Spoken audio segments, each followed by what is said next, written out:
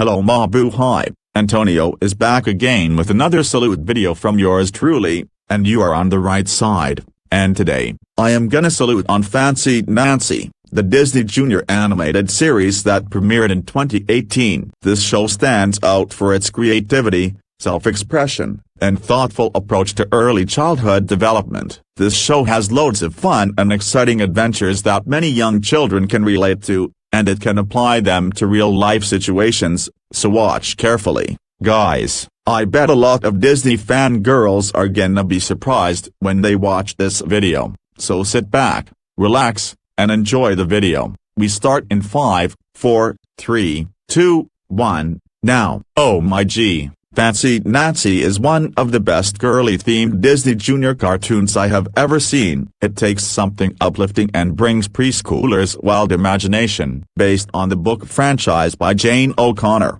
the series centers on Nancy Clancy, a young girl who loves everything fancy, language, art, fashion, and imaginative play. The show aired on Disney Junior starting in mid-2018 and was carefully designed for preschool audiences. Each episode blends everyday childhood situations with creativity, vocabulary building, and emotional growth. It encourages children to express themselves, be confident, and develop empathy, all in a fun and accessible way. And if you must know, and there's no denying that, Nancy Clancy is portrayed as 6 years old, which is important to understanding her personality and behavior. At this age, children are developing identity, confidence, and communication skills, all of which are central to Nancy's character.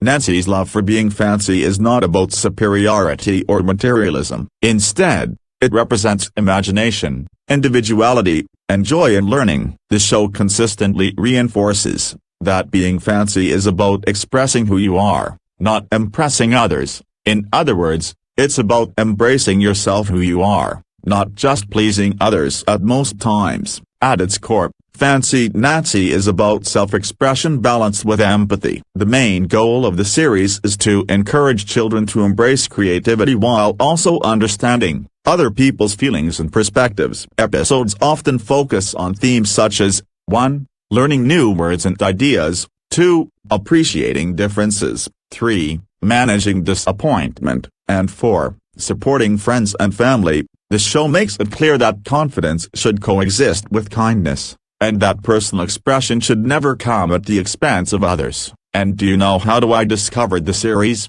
Easy. Although Fancy Nancy is aimed at preschool audiences, I discovered the series from an older viewer's perspective. I was born in the mid-2000s, which places me outside the intended age range when the show aired. I was around 11 years old when I watched it on TV. I encountered Fancy Nancy through Disney Junior programming and online clips, and what stood out immediately was how clearly the show communicated its themes. But rather than feeling shallow, the series demonstrated intentional design and how it teaches language, creativity, and emotional awareness, to apply them for the future. Watching it became less about age and more about understanding how children's media can be structured thoughtfully. Watching the series also helped me better understand what it means to see the world from the perspective of a 6-year-old like Nancy, how curiosity, emotion, and imagination naturally shape learning at that age, and kids close to hers, and how thoughtfully designed media can support that growth.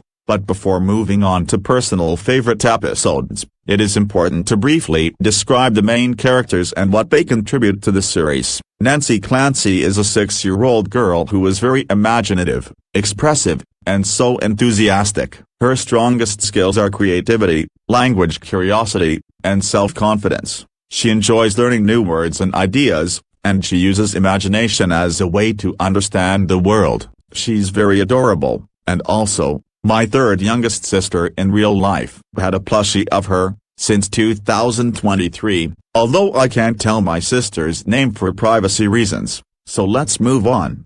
Bree is Nancy's best friend and represents balance and practicality. She is thoughtful, supportive, and often helps ground Nancy's ideas. Bree's skills lie in empathy, cooperation. Frenchie is energetic, playful, and adventurous. He supports themes of curiosity and resilience, showing that trying new things and making mistakes are part of learning.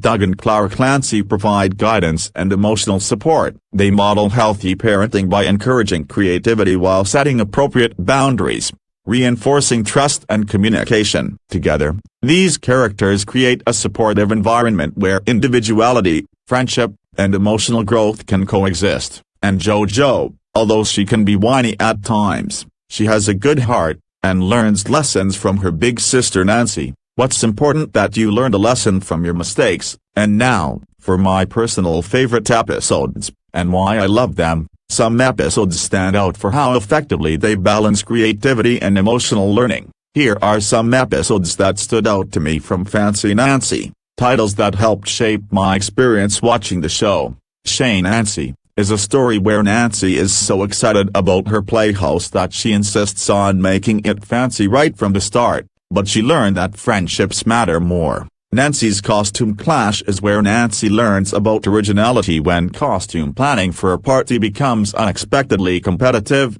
but realized her mistake at the end. Grow Up, JoJo is where Nancy tries to prove she's mature enough for something big, and it becomes a lesson in patience and perspective. I think that episode made me wonder, how did a 6-year-old girl like Nancy herself had a positive, mature attitude towards fully grown men, with patience and understanding. Nancy and the Nice List is a holiday-themed episode where Nancy learns that being nice is about more than just checking boxes, being nice is a gift itself too.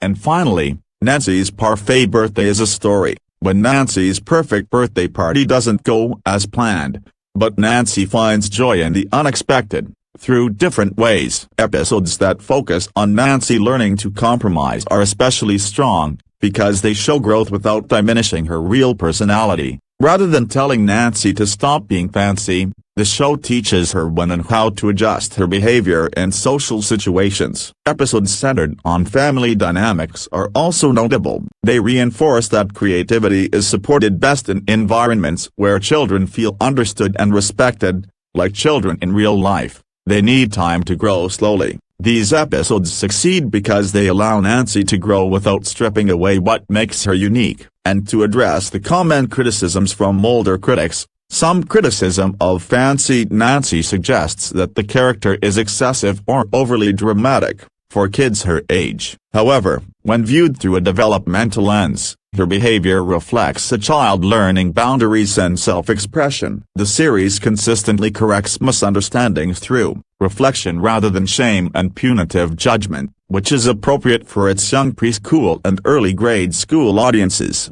Overall, Fancy Nancy is a well-crafted preschool series that promotes creativity, language development, and emotional intelligence, for a better life living in the future. It turns a strong salute for encouraging children to be expressive while remaining kind and considerate for others, in the country and the whole world. And that's the end of the video. If you enjoyed this video, please consider liking and subscribing for more content like this. Feel free to leave a comment sharing your thoughts on the series and let me know which episode of Fancy Nancy is your personal favorite. Anyways, it's over and out for now, and I will see you later. To God be the glory.